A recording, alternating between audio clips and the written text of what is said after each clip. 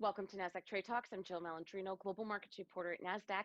Joining me is Jason Bloom, Director of Global Macro ETF Strategy at Invesco, to discuss the addition of 3 new ETFs to the BulletShares ETF suite. Jason, it's great to see you again. Welcome back to Trade Talks. Yeah, thanks for having me again, Jill. Good to see you. Tell us about BulletShares and what makes the structure unique. So the bullet shares have been around for about almost 10 years now, and the structure is unique in the sense that each ETF actually has its own termination date.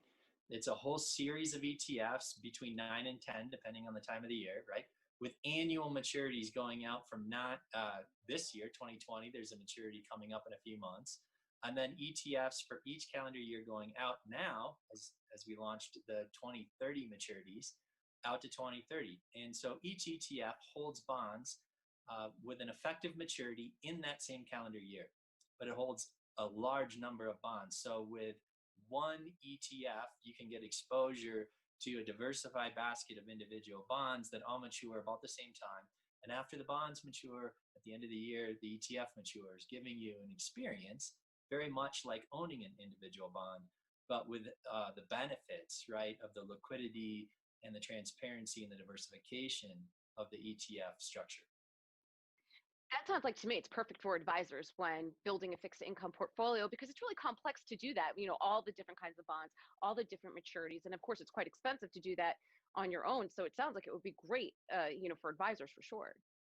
It's actually a really good deal for advisors and their clients. You're right. Buying bonds over the counter, one at a time, one client at a time, is very time consuming.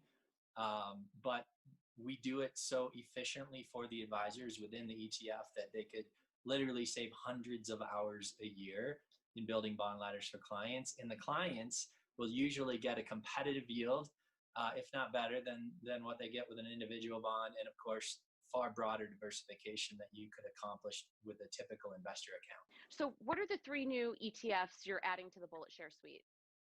Sure, we're adding longer maturities for the investment grade corporates, the investment grade municipal bonds, tax exempt municipal bonds, and the high yield corporate bonds.